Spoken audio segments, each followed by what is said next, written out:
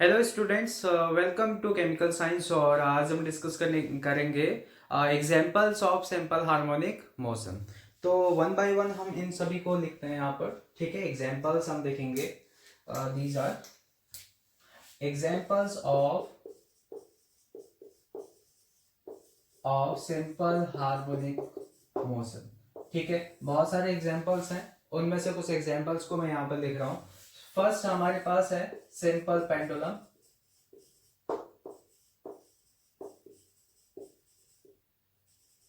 Second है हमारे पास mass on a spring.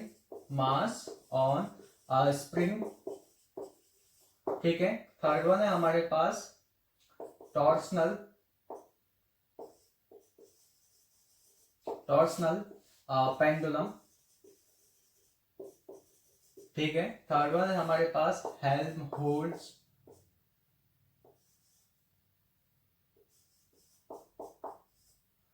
Resonator. Next one है हमारे पास LC circuit. LC circuit is also a simple harmonic motion को एग्जीक्यूट करेगा। ओके, ये LC circuit. So one by one हम इनको डिस्कस करेंगे। आज हम डिस्कस करने वाले हैं स्टूडेंट सिंपल पेंडुलम। हमारा जो आज का टॉपिक है स्टूडेंट वो है हमारे पास सिंपल पेंडुलम। क्लियर? सो अब ये सिंपल पेंडुलम क्या होगा?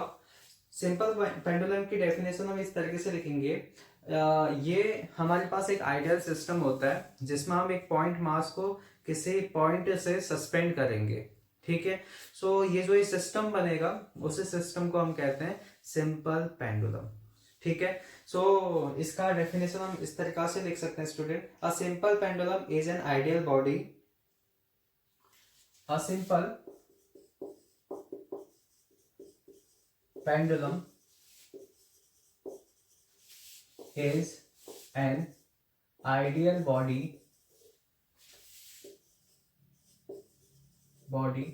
consisting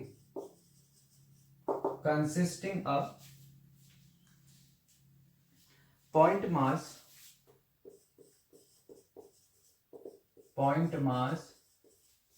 suspended by a weightless point mass suspended by weightless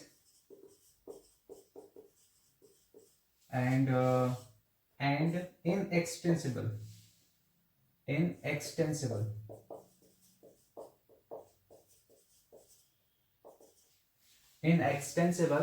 chord, chord।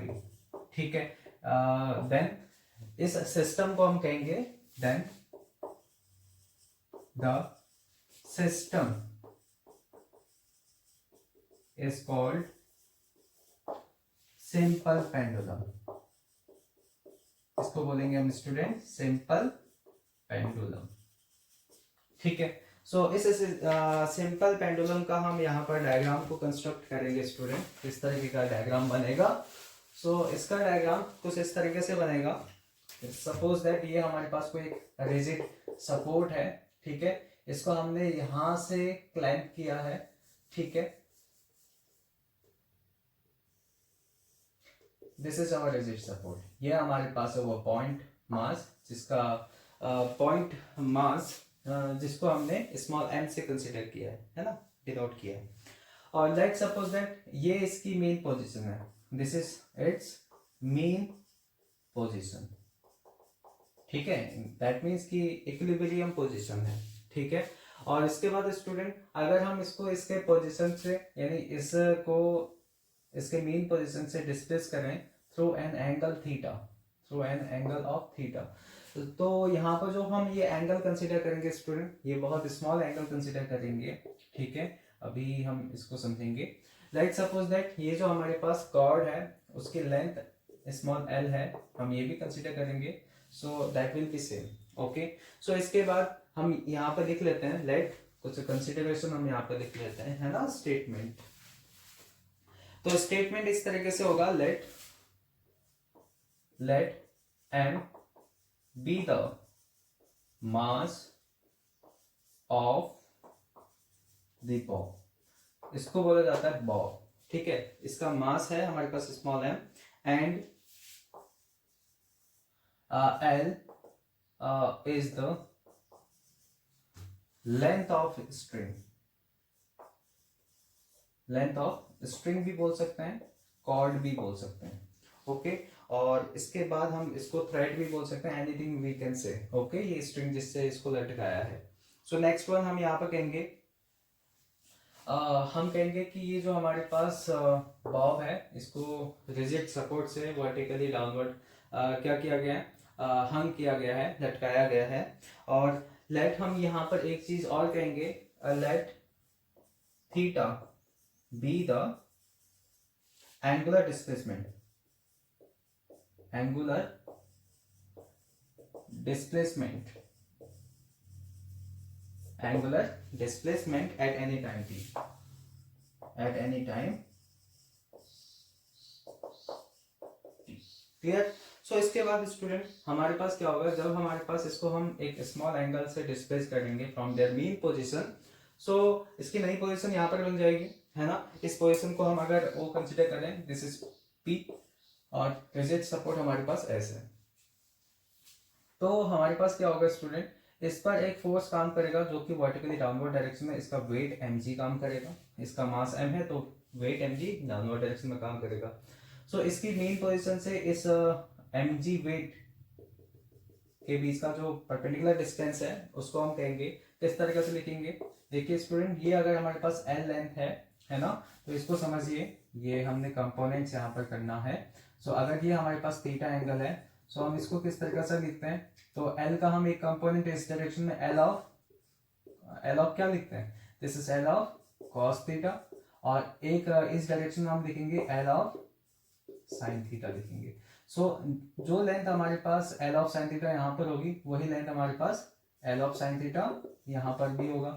तो यहाँ से हम स्टूडेंट इस लेंथ को लिख सकते हैं, this is L of sin theta. Okay, so यहाँ से स्टूडेंट इस बॉब पर, इस एक्सट्रीम पोजीशन पर, इस पी पॉइंट पर एक टॉर्क अप्लाई होगा। ठीक है, तो टॉर्क किस तरीके से लिखेंगे हम यहाँ पर, then the torque acting on a bob, इसके बाद लिखेंगे the torque acting on a bob, तो इसके बाद लिखेंगे then torque acting on a bob, bob पर कितना टॉर्क अप्लाई होगा। सो टॉर्क की डेफिनेशन होती है, torque is defined as force into perpendicular distance. Clear, इतना तो क्लियर है सभी को, है ना।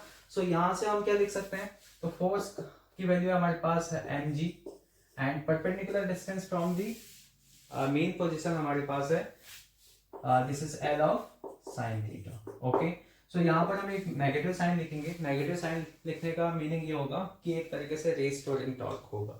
ठीक है, हम इसको डिस्प्लेस कर रहे हैं इस डायरेक्शन में, बट ये इसका जो फोर्स लगेगा रेस्टोरिंग टॉर्क, जो कि इसको मेन पोजीशन की ओर लाएगा, तो हम यहाँ पर विथ नेगेटिव साइन लिखेंगे।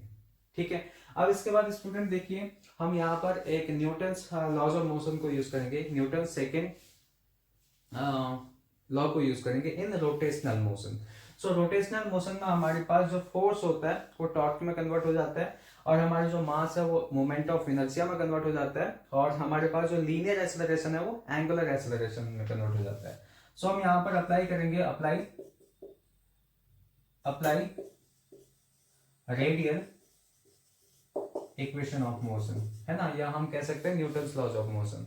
सो हमारे पास क्या होता है, इसको torque net torque equal to I into alpha लिख लेंगे, बिकॉज ये हमारे पास मोमेंट ऑफ इनर्शिया है, ये हमारे पास एंगुलर एक्सेलरेशन है, ये हमारे पास टॉर्क है। जिस तरीके से हमारे पास F equal to M A होता है, उसी तरीके से हमारे पास एंगुलर मोशन, जब हमारे पास एंगुलर हम लिखते हैं, ठीक है, angular motion sorry rotational motion, so उस केस में हमारे पास जो फोर्स है वो टॉर्क में चेंज हो जाता है, और मास मोमेंट ऑफ इनर्शिया में, और एक्सेलरेशन एंगुलर एक्सेलरेशन में चेंज हो जाता है। सो हमें सभी को पता है कि हमारे पास यहाँ पर जो आई लिखा है, यानी moment of inertia for a point mass के लिए किस तरीके से लिखा जाता है, हम कहते हैं कि पॉइंट मास, इसके लिए हमें पॉइंट मास, जो मास है वो गिवन होना चाहिए और उसका पॉइंट ऑफ सस्पेंशन से डिस्टेंस। तो ये हमारे पास एम एल स्क्वायर होगा, बिकॉज हमारे पास ये पॉइंट मास का, इसका मास एम है, तो इसका पॉइंट ऑफ सस्पेंशन से डिस्टेंस कितना है, स्मॉल एल है, तो एम एल स्क्वायर लिखते हैं। जनरली हमारे पास मोमेंट ऑफ इनर्शिया को एम आर स्क्वायर लिखते हैं। अगर सपोज दैट ये हमारे पास एक्सिस ऑफ रोटेशन है, ठीक है, तो इससे अगर आर डिस्टेंस पर कोई पॉइंट मास है एम, तो उसके लिए मोमेंट ऑफ इनर्शिया इस तरीका से लिखा जाता है। और अल्फा क्या होता है, अल्फा होता है हमारे पास angular acceleration, this is double derivative of angular displacement with respect to time. तो इसको भी हम यहाँ पर लिख लेते हैं डबल डेरिवेटिव, ओके। और टॉर्क की वैल्यू को हम यहाँ से फ्रॉम द इक्वेशन 1 लिख लेंगे। सो यहाँ से हमारे पास आ जाएगा student minus M G L of sine theta, clear है इतना, ओके। सो यहाँ से जो भी चीजें कैंसिल आउट होनी है उसको कैंसिल कर लेते हैं हम। हमारे पास एल एम एक ये कैंसिल आउट हो जाएगा। सो हमारे पास बचेगा क्या, हमारे पास बचने वाला ये है कि इसको हम इस साइड लिख लेते हैं, ठीक है। So L d square theta d T square बचेगा स्टूडेंट, और इक्वल टू, और यहाँ बचेगा g of minus g of sine theta, clear. अब यहाँ से हम इस एल को इसके अपॉन में भेज देते हैं, है ना, इसको इसके डिवाइड में भेज देते हैं और इसको इस साइड ले आते हैं। तो यहाँ पर क्या होगा, यहाँ पर ये पॉजिटिव साइन और equal to 0। Is it clear. So इस टर्म को हम लिख लेते हैं स्टूडेंट, ये जो हमारे पास ये वाला टर्म है इसको हम ओमेगा स्क्वायर कंसीडर करते हैं। हियर सिंस हम यहाँ पर ओमेगा स्क्वायर को क्या कंसीडर करेंगे, जी बाई एल। अगर हमें कभी भी रिक्वायरमेंट होगी किसकी, ओमेगा की रिक्वायरमेंट होगी, तो हम यहाँ पर square root of g divide by L लेंगे। Is it clear, okay. So इसके बाद इसके प्लेस पे हम लिखेंगे ओमेगा स्क्वायर, ओके, और यहाँ पर हम लिखेंगे sine of theta equal to 0, और यहाँ पर आ जाएगा D square theta divide by D T square. ये समझ में आया स्टूडेंट इतना, ठीक है। अगर हम यहाँ से यहाँ तक इतना समझ चुके हैं तो इसके बाद तो बहुत आसान कहानी होगी हमारे पास, है ना। सो कहानी क्या रहेगी, इसको हम हटा देते हैं, इसका कोई यूज नहीं है। तो चलिए आगे बढ़ते हैं। अब हमारे पास अगर कोई भी सिंपल हार्मोनिक एग्जीक्यूट करेगा सिंपल पेंडुलम, तो उसके लिए जो हमारे पास एंगुलर डिस्प्लेसमेंट होगा यानी थीटा, फॉर यहाँ पर एक चीज अजम्पशन लेना होगा हमें, ठीक है। Assume theta is very small. अगर थीटा क्या होगा हमारे पास, वेरी स्मॉल होगा, यानी हमेशा ध्यान रखना हमारे पास फॉर सिंपल हार्मोनिक मोशन हमारे पास angular displacement should be very small, ठीक है। For simple harmonic motion angular displacement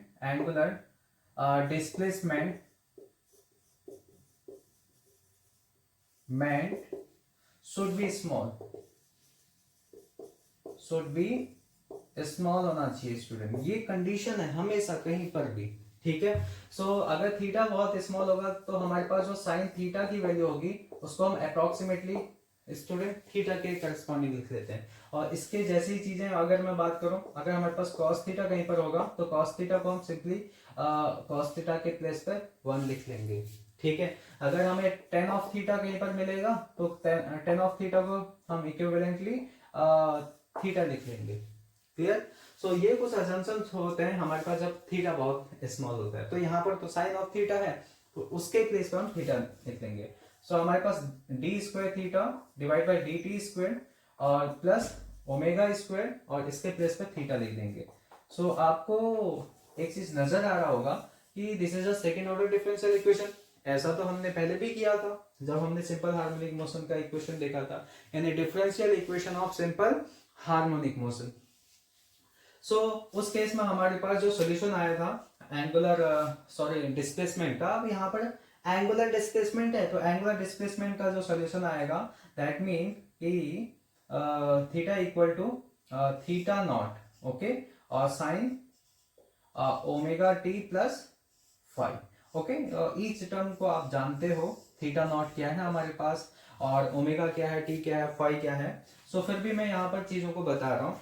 theta हमारे पास मैक्सिमम एंगुलर डिस्प्लेसमेंट होगा, this is maximum angular displacement, ठीक है। ये हमारे पास इसको बोलेंगे इंस्टेंटेनियस एंगुलर डिस्प्लेसमेंट, ओके। और ये हमारे पास होगा angular frequency, angular frequency, and T हमारे पास टाइम है, और फाई हमारे पास है phase constant, this is our phase constant. Is it clear? अब देखिए स्टूडेंट, हमारा टारगेट अभी पूरा नहीं हुआ, हमें इसके अलावा भी बहुत सारी चीजें अभी फाइंड आउट करनी है। जैसे हमें time of period find out करना है, हमें फ्रीक्वेंसी फाइंड आउट करना है, तो उसको हम कैसे फाइंड आउट करेंगे? ये तो हमारे पास सॉल्यूशन आ गया इस डिफरेंशियल इक्वेशन का, है ना। इसी को कहेंगे हम क्या, this represent simple harmonic motion, है ना। तो ये जो हमारे पास सिंपल पेंडुलम था वो एक सिंपल हार्मोनिक मोशन को परफॉर्म करेगा। सो अब सिंपल हार्मोनिक मोशन को परफॉर्म करेगा तो उसका टाइम ऑफ पीरियड भी हम फाइंड आउट करेंगे। सो टाइम पीरियड किस तरीका से फाइंड आउट किया जाता है? टाइम पीरियड और फ्रीक्वेंसी के बीच में रिलेशन होता है ना। सो यहाँ से स्टूडेंट हम टाइम पीरियड को लिखेंगे, टाइम पीरियड का एक्सप्रेशन क्या आएगा? सो टाइम पीरियड का एक्सप्रेशन हम इस तरीके से लिखेंगे, this is T equal to 2 pi divide by omega.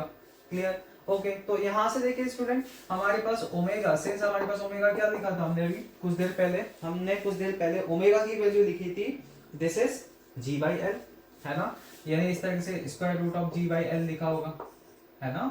सो यहां से हमारे पास ओमेगा के प्लेस पर इसको रखेंगे तो we get 2 pi divide by, इसके प्लेस पर जी डिवाइड बाई एल लिखेंगे, ओके। सो यहां से हमारे पास आ जाएगा 2 pi L divide by g. ये होगा हमारे पास time period of oscillation of simple pendulum. So this is T equal to 2 pi L divide by g. So अगर आपसे पूछा जाए what will be the frequency क्या होगी, तो फ्रीक्वेंसी ऑफ ऑसिलेशन होगा हमारे पास स्टूडेंट, अब यहाँ पे लिख लेते हैं, खुद ही नहीं रहा, है ना। Next one is frequency.